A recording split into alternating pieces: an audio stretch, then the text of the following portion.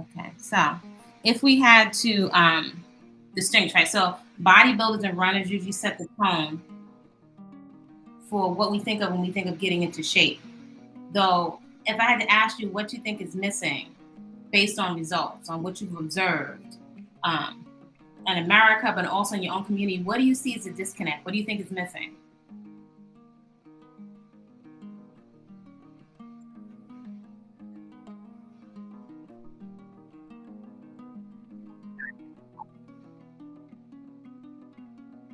The impact of our habits, our eating and movement habits. Mhm. Yeah. Mhm.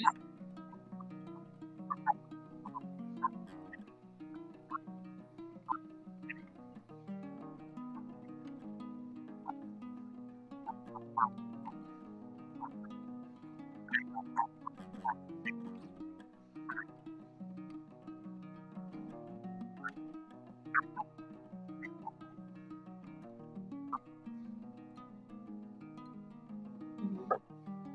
The impact so it's having. Now that's interesting because this is not new. This is not a new phenomenon. It's every year since way before diet books. I'm sure hundreds of years, right? So it says that I like to look at the root. That something is missing. There's a disconnect. There is no shortage of information.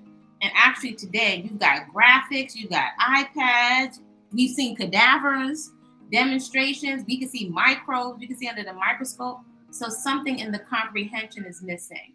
A sense of urgency is missing, right? Application, practical application is missing. And then also motivation. So if we're not motivated to do something, that would say that something is not appealing when we think of fitness, food. Something is appealing when it comes to soothing, self-medicating without making any wrong, but anything right or wrong. Though when we look at the results, we are driven to, and I can tell you as a chef, pleasure. And I like to play in food, and I like to experience different cultures and foods and spices. Is exciting. It's one of the pleasures of life. Yet somehow, when we get to a certain age, movement is not occurring to us that way, right? It's very interesting that it's deprioritized when you're a child. Play and movement is the priority. It's not even a thought process. You want to run, shake, jump, play with other people. So somehow it gets deprioritized. Even your parents would take go outside and play. So you can come in and then you can have some good rest. Whatever you do, get out of the house and go and play. So I do remember when gym and different movement was taken out of the school. Now I will also say this, culturally, especially in city life, you don't often see it prioritized culturally, right? That parents are moving with the children. It's really something for us to take our children to extracurricular activities, taking the Alvin Ailey, taking the gymnastics, the special children, special AP classes. That's who gets movement and things that are specialized. It's not prioritized in American culture unless you are affluent or you have money, or many people move to other neighborhoods that have better so-called what do you call it, movement programs, teams, a band. So it's not a regular part of the culture. If we were to jump back to the continent, and we are not monolithic, right? We're not a monolith. That's every day for you to dance, move, play, go slime, run, jump for food. It's into the culture. It's actually a cultural value. Even if we go to Europe, right? In Greece, when I visited Greece, um, Paris, France. I think I've been to, I'm not sure. I remember if I went to Italy. Went to Madrid. But the culture is constantly talking about food, but not just from a gluttony sense. The production or the produce, the agriculture of the tomatoes, of whatever the greens or whatever the herbs, they're sitting down. They're constantly talked about in their culture. Who has the best? Who the ingredients and things that are homemade.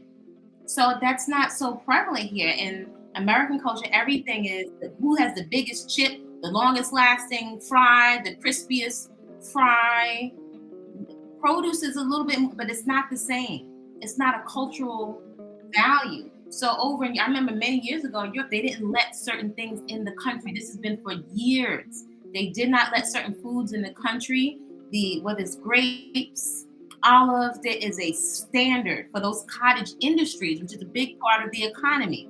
They have standards, right? So olive oil, the certain olives for those companies, they store the oil. It has to be pressed, stone ground. Traditional ways of extracting the olives can't hit the ground, right? Temperature controlled vats. That's a big expense. But they are very clear that they could sell that olive oil for $30, $40, $50, $60 a can in the States. The whole marketing, part of the marketing is a story of the winds, the external winds, and how it forces the olives to ripen at certain parts of the year. But that's wrapped into the culture. It's a cultural value, right? So the connection to how we think about food is very important. How we think about movement. I can tell you, even in a little garden, that's a tremendous amount of work, right? So to us, it's occurring like it's not pleasurable. It's a turn off. There's a lot of shame around quote unquote FAT being so-called unhealthily overweight or adipose tissue. There's a lot of shaming, around women in the body. So we feel very self-conscious. It's not a celebration of the body. When I do Polynesian dance, the women are very big, Simone. They're big, but there's such a cell of comfort in their body. It's very attractive, right? So there's not that shame. I didn't experience the shaming element at all of women that are larger. So there's a lot that's wrapped up. And we go to the bodybuilders, protein, they're considered the creme de la creme, yet it's not whole. So it's elite, it's exclusive. You got to get a trainer, right? And their lifestyle is not the same as the average person. Many personal trainers are very, very young, right? I remember what it's like to be, I was also, I guess, more of a mature trainer, right? But their bodies are often younger, many of them haven't experienced injury, and they're learning the principles of calories in, calories out, but the nuances of the personality of the person, the culture of the person, if they have diabetes or underlying condition, right? The different things they're going through in their life and marriage and stresses. Those things are more nuanced, right? Actually, it's not holistic. Sometimes maybe even the maturity is not even there to understand lifestyle and parenting and children and injury. So it's a lot more challenging when you're coaching somebody to deal with those nuanced things. Anybody can tell you to eat chicken and broccoli, chicken breasts and broccoli, and you will lose weight. Yet the enjoyment, interacting with your family, that part is missing. I don't hear them talking about the garden, managing your budget. It seems to still, after all these years, most of it's still cookie cutter. Maybe changing the ratios a little bit, but something is missing. So if it's not coming from a whole perspective, and if we're not educated enough to understand the whole person I'm dealing with, then it's likely we'll stay on the hamster wheel, because there's a disconnect to the urgency of health, overall health. So all of that party in your mouth and the recreational habits, we're really not getting the full impact that it's having on the trajectory in the latter half of our lives. The trajectory for most of us is to be on medications and having surgery. We're actually losing body parts. It's nothing now for people to think about getting organs removed. Things like they're insignificant. They don't serve any purpose. We could just, it's nothing. People say, just get rid of it, cut it out, sew you up, and go back to work within 2 days. Not thinking that everything that's there, every tonsil, and it's just now it's common. You can just get rid of it. Get a new heart, get a new knee, get a new piece of your spine. It's a mindset. It's a mindset. So a lot of it is nuance. And then when we talk about stress relief, right, which we talk a lot about in coaching, a lot of times the self-medicating part. If everybody's self-medicating, right, or self-soothing, right? If we speak to the behavior like we're humans with some kind of compassion doesn't mean complacency.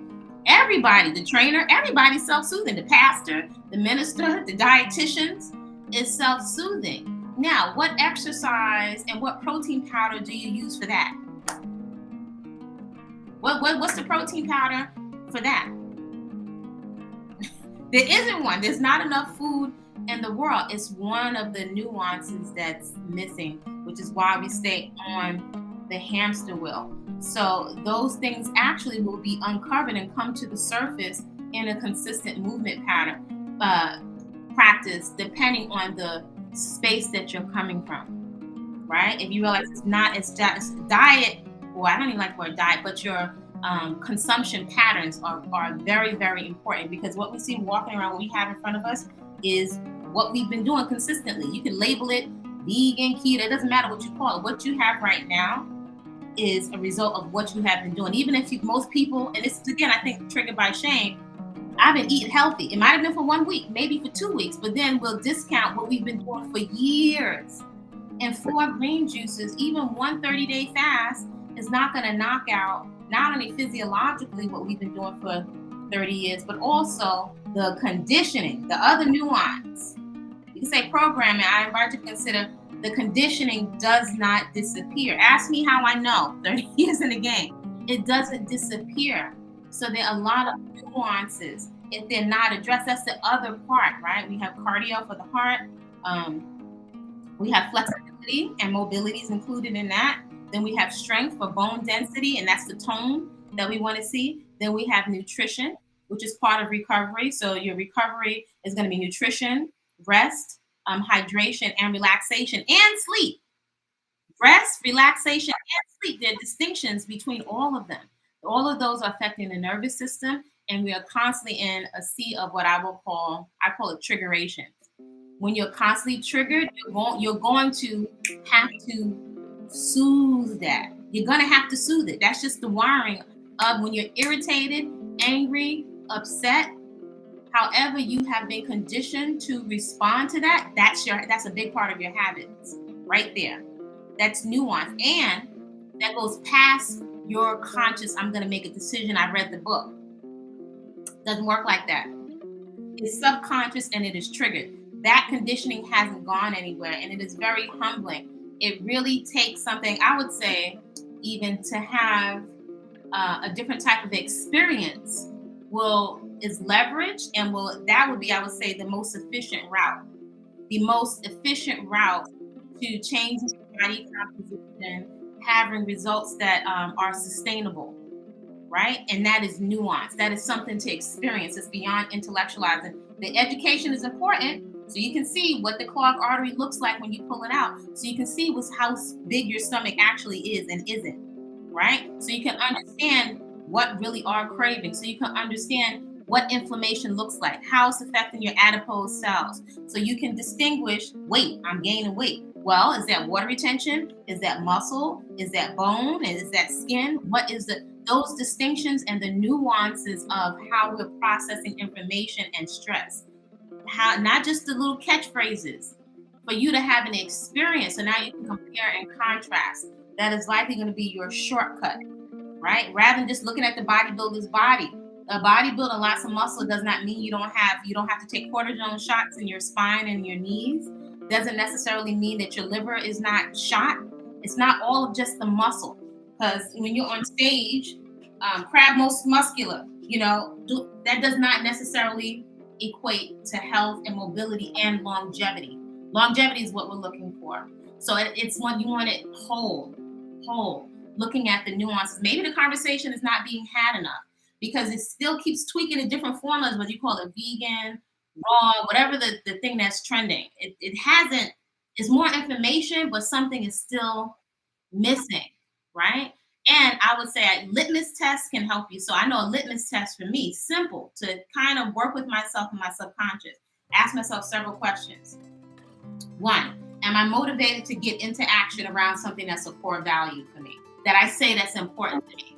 So health and fitness, which I recognize is connected, is extremely important to me. Why? And I would also say, tip, if there's some emotion that's connected to it. For example, when I think of taking those needles, going to get the insulin, my grandma's insulin from the refrigerator, and watching her take the alcohol swab and stick it in her leg, that's emotionally charged for me. So it occurs to me. Watching people abuse themselves and each other from alcohol and drugs, even though I also understand why somebody would turn to those things. I'm very clear, I'm compassionate. but also they're very triggering. I'm very clear on the trajectory, how it ends, what's demonstrated, the pattern over and over, the education. I'm clear. I've seen real life results. I have the education, and I've seen alternatives of people living another lifestyle. So that kind of clarity helps me to strategize. Okay, so this doesn't work. This works. It might be I just need to learn how to make the food in a way that's appealing to me. There's my journey, right? What else can I do to self-soothe? Because I'm triggered just like my grandpa in the war, right? And just like people that saw crosses burned or microaggressions or trauma, I'm no different. What can I do to trigger myself in the opposite direction if I'm going to be triggered, right? So I'm learning, rather than run from those things, I'm using those things to my advantage. I'm leveraging what is actually happening. I'm not just going to sit and have some affirmations over chicken breast and broccoli and vegan cookies because you could be an unhealthy vegan too. So I say that to say to think of the whole picture. What's the trajectory look like? What is the trajectory you have for the latter portion of your life? Because there's sometimes we'll be mourning the loss of letting certain things go, right? Like in a toxic relationship or one that's just not beneficial, even though it felt good on the surface. But if we go back, some of the food is very delicious. French fry addict, barbecue potato chip addict, Kit Kat addict. But when you got two black eyes, now you got some permanent scar damage from that, that partner. Now you're looking like, okay, this is getting bad. You're gonna lose your life. Those kind of clarity moments can help you get clear and strategize to be clear. Otherwise, when we're triggered in a situation, the ego part of our processing is always going to go for what's familiar over the unknown. Again, that's the principle, that's nuance. We're wired to go for what's familiar, even if it's unhealthy. I know that sounds nuts, but it's demonstrated. I'm not even making up. We go for what's familiar and what's comfortable because it feels safe, but it doesn't have you come outside of your box to explore, wow, I didn't know there was a whole other possibility of a way for me to move in my place without having to go to the gym or spend more money, or another way for me to prepare these black eyed peas or these lentils, or I didn't know I could grow some greens in a bag right inside of my house. So that comfort is comfortable, but it's like the world is flat, so nobody ever goes past right there because you think you're gonna fall off the edge of the planet. And then it's also support, right? Which is tricky, navigating social media and then the triggers that lie there. But there's something within us, hopefully, if you just keep your eye peeled, even if you don't know totally what to do, along your journey, you're gonna figure out what you don't want. You can identify that's not the result that I'm looking for. Like, I like the bodybuilding, I like the discipline, but I don't want to be on a diet forever. I can't spend all my hours inside the gym, right? So sometimes knowing what you don't want can help you navigate and get closer on the spectrum towards the results and what it is you do want. And it literally is a lifestyle. It is literally a lifestyle, and it's nuanced, but it's good sometimes and beneficial to ask ourselves what's missing. I got protein powder, I got heart rate monitors, I got 5 gym membership cards in my wallet. What is missing without shaming ourselves? Does that make sense? Yeah, some stuff is missing. Definitely, we can see culturally, something is missing. Rather than keep hopping on this celebrity, that celebrity, that grew in our own quiet moments because we have an onboard intelligence. Something is missing. What's missing? What's missing? Why am I not motivated? Maybe, and sometimes you can have an experience that even if you don't articulate it, let's say if I go take a dance class, I was like, we didn't have to have no conversation. I could do this every day. You'll stumble on certain kind of salads or certain combinations. This, I don't know about the other stuff, but this, I could do this every day. Right? So that is a huge clue. I'm usually looking for those kind of experiences, right? I'm not going to eat the food that I made in a fine restaurant, but I want to have that kind of experience when I'm sitting down to my food, right? Where I'm really enjoying it. Then I don't have to diet. That's why I say nature gives us so many treats. You don't have a need to cheat anymore. That's where you want to get off of that whole cheating, because that doesn't even make any sense. Are you cheating your liver? You cannot cheat your liver, kidney, spleen, heart, your nervous system. You're not cheating anybody. just by focusing on the party in your mouth. But it's encouraged. We're not encouraged to think any deeper than that.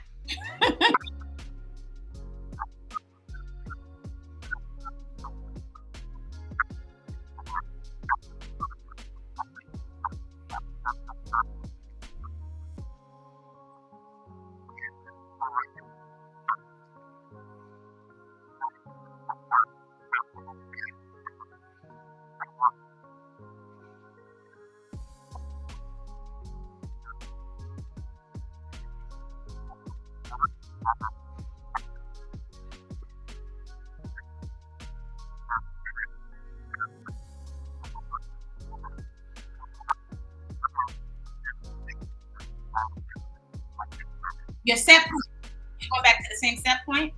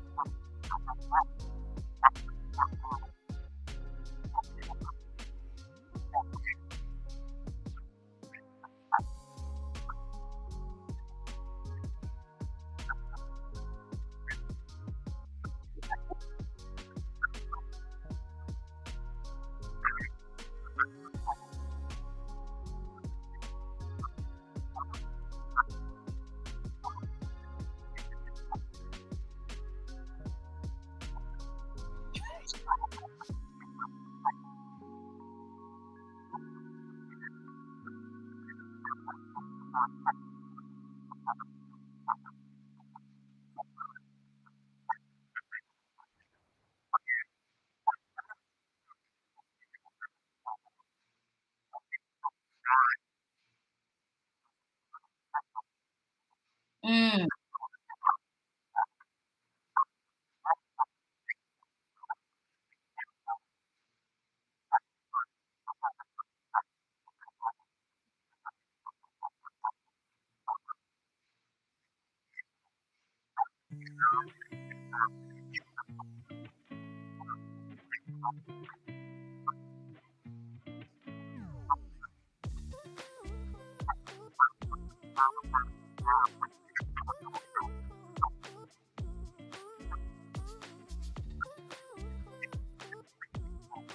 mm,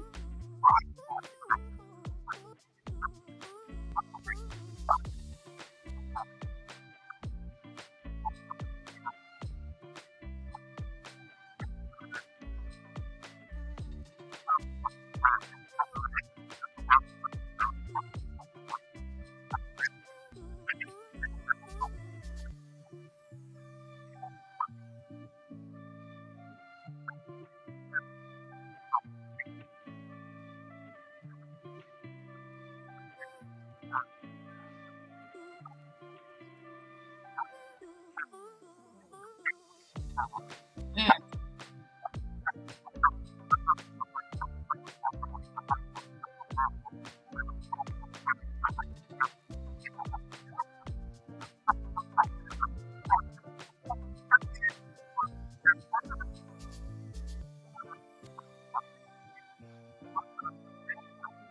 mm,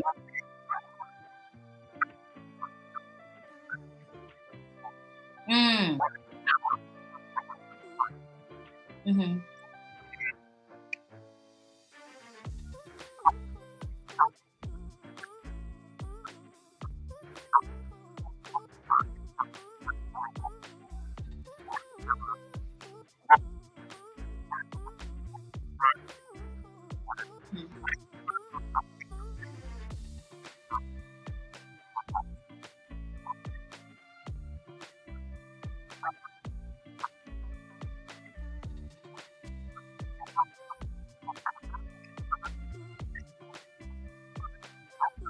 So what's the missing?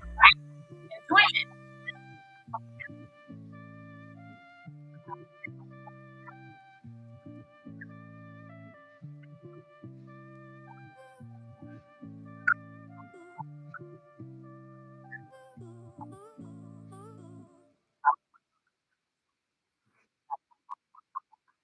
Mm,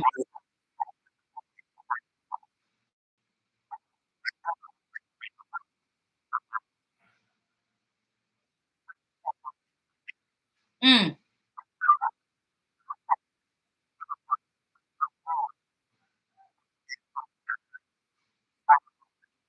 mm,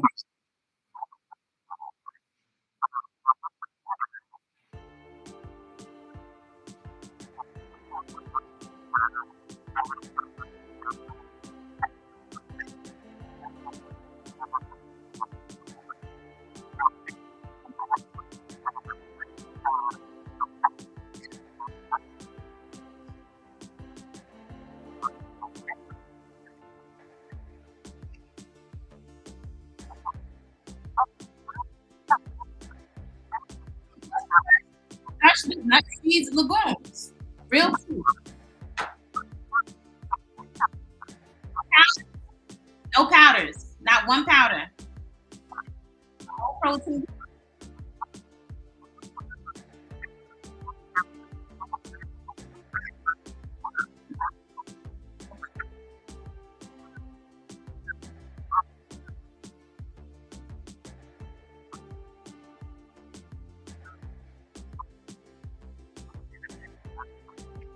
Mm.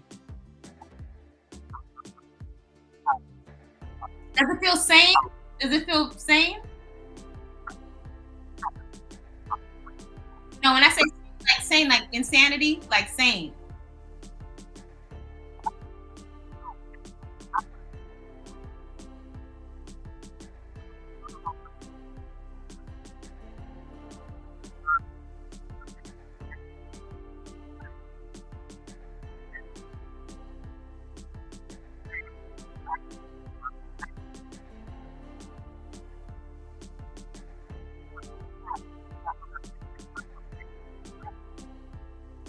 Mm-hmm.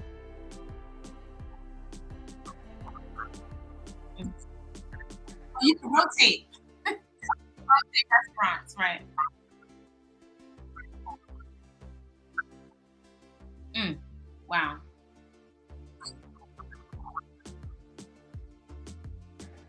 Wow.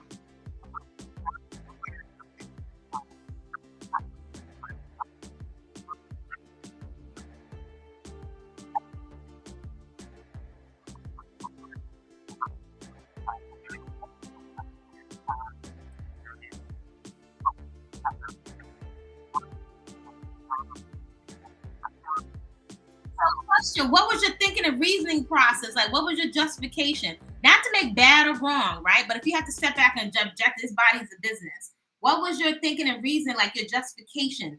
Like, did you feel like healthy? Like, well, I'm not eating this every day because I rotate with the barbecue. Rotate. Mm,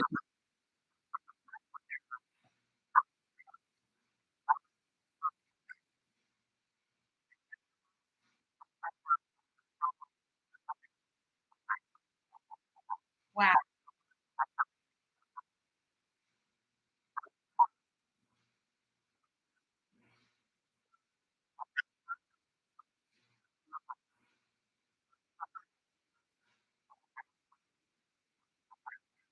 Wow.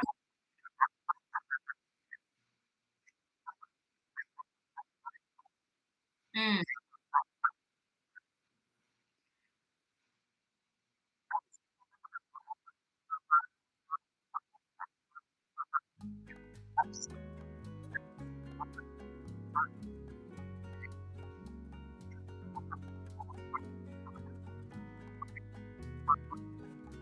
And what was your start? What was your what did you start at?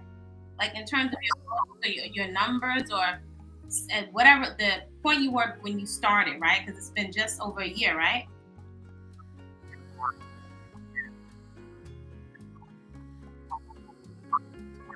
Mm. And where are you at now?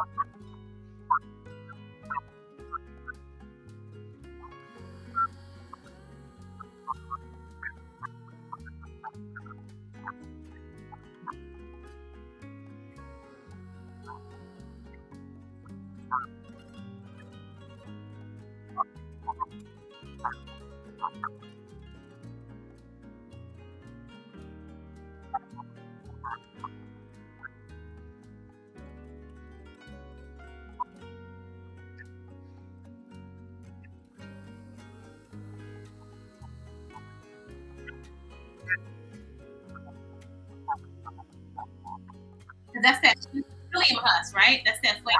Remember that's. Mm-hmm.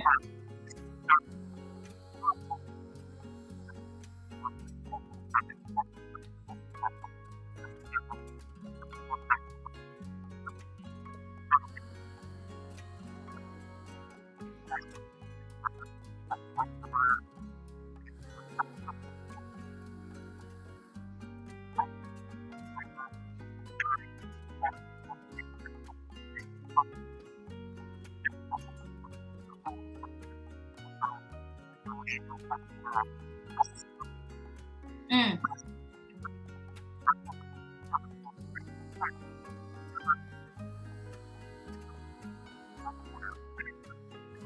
Mm-hmm.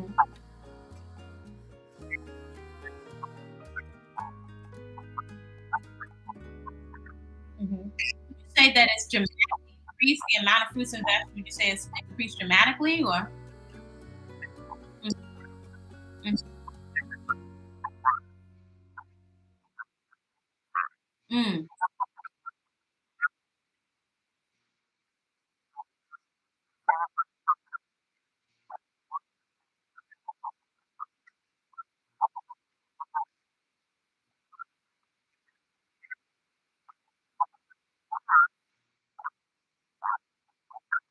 Wow.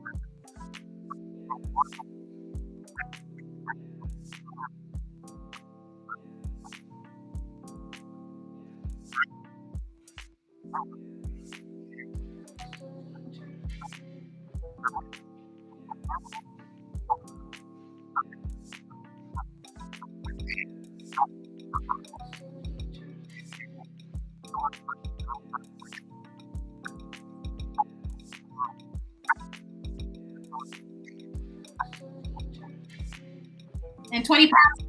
20 pounds of what? We make a distinction of 20 pounds of what?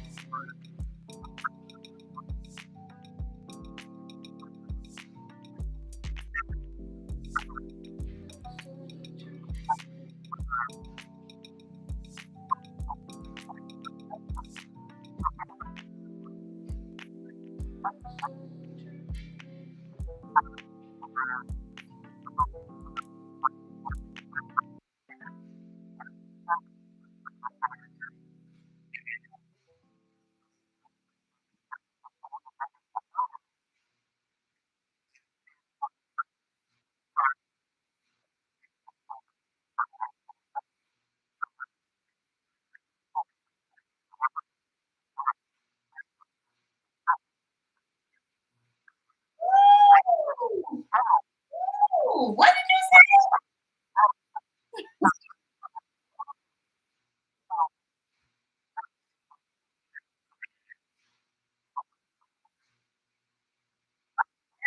That's big.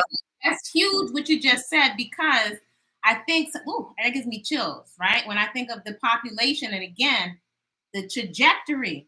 It's not on a register. It's not, we're not thinking about it. You're not thinking about it in your 20s, your 30s. People are not concerned. If you were to just look at our parents, look at your parents, even whatever you are, even a lot of my clients, if I look at their parents, I'm constantly paying attention to patterns, the trajectory. After you did all of that work hard for those degrees and those houses, if the second portion of your life, a lot of your time is at the doctor's office and on medication. These medications are only getting more and more expensive, right? Painkillers, because pain humbles us all. Pain in your back, your joints, limited mobility, and all kinds of medications that have all kinds of effects. And already, if your body, your organs, I know everybody's focused on the skin and the muscles, have already been compromised for years. People are not considering what the trajectory of your second half of your life. And should you be fortunate enough to be in a relationship and the two of you have similar habits, that's going to come at a big expense, not just fiat money currency. You're going to have two uncomfortable people in pain and constantly at the doctor's office. That's going to affect the offspring now that have to help to look to take care of you.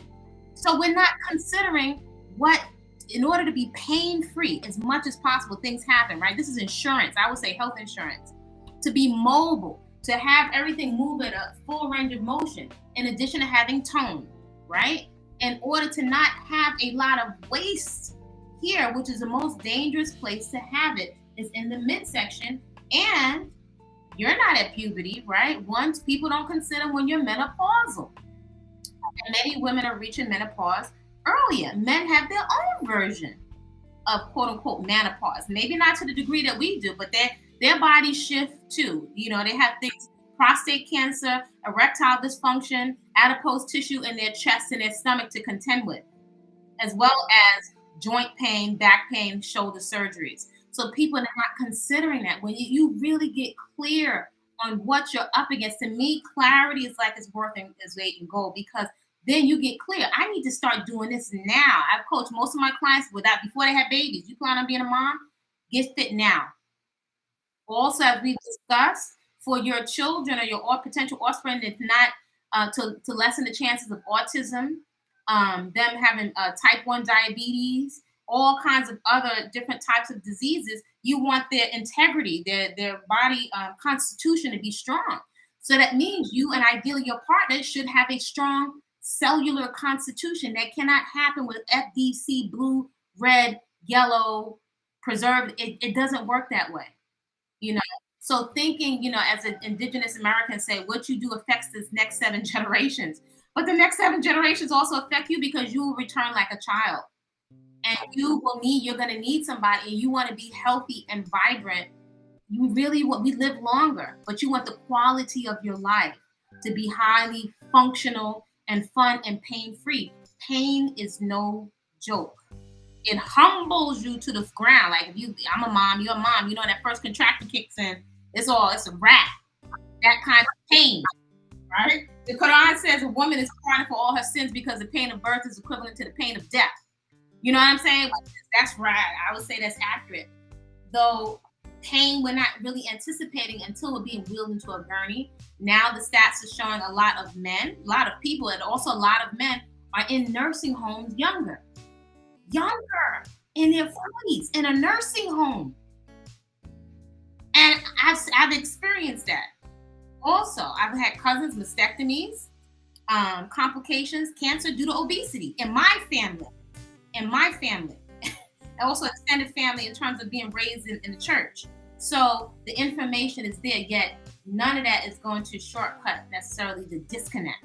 So we're looking, what's the shortcut, is having experiences that of things that are calming and also challenging and also empowering. That's your movement practice, right? So, you know, your garden, peaceful consumption, I don't care what label you call it, but everyone's body can benefit from more whole, fresh living, unprocessed fruits, vegetables, seeds, and nuts. That's where most of our nutrients are. Then the minerals. People keep focusing on vitamins, but you need the minerals for you to produce all those hormones, right? And then also your rest and relaxation. We're in a triggering environment.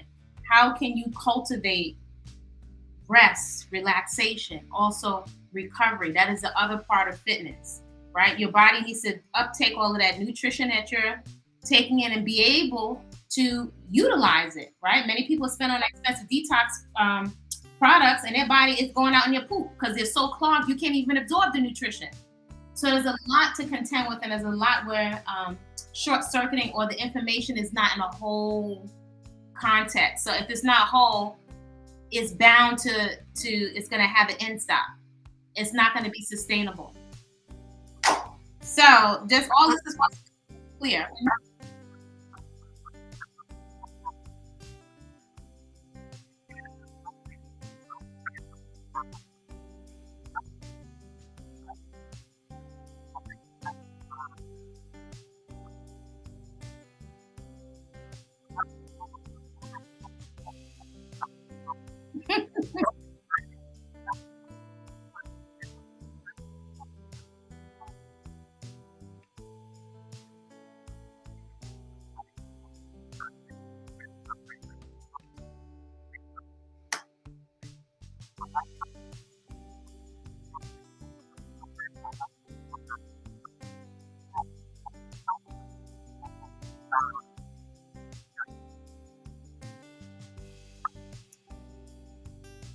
Mm-hmm.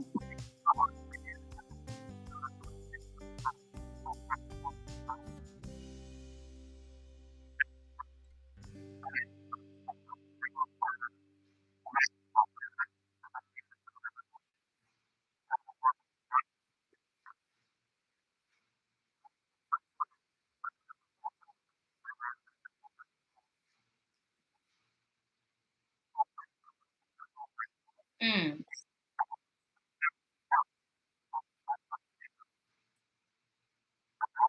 So I have a question. What do you keep looking all of these years? That's one thing I would say is consistent. If I step back and look at your patterns and habits, even if you weren't getting certain results, what has kept you looking? Because you're a researcher and you're a reader. What has kept you looking, all of these years?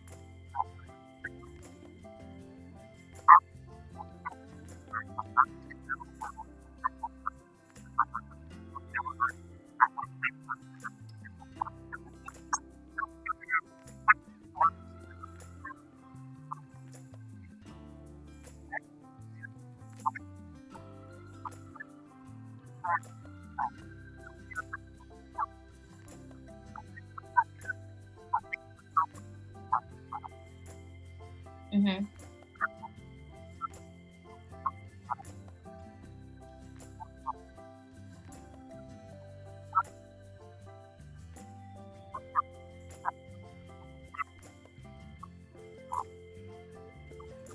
Good distinction. But you see why I like to say whole? I like to speak to the thing rather than just like, because it triggers, I think it triggers that ego, which goes into shaming, which shuts down possibility. It has a tone and a feeling to it. So if I speak to what the thing is, whole, fresh, living, unprocessed foods. The ratios may change depending on who the person is, but everyone's body your cells can recognize whole, fresh, living, unprocessed foods. You may just need to switch to ratios, and then you have movement. That's it. You have rest and relaxation. It seems it's simple. To me. Also, the context is very important because the marketing very efficiently and effectively narrates a whole context for you quickly and efficiently, and it's actually confusing. It's a lot of information overload. So I'm meeting in the upper room this morning. Let's get this movement practice on. So I have my heart rate monitor set.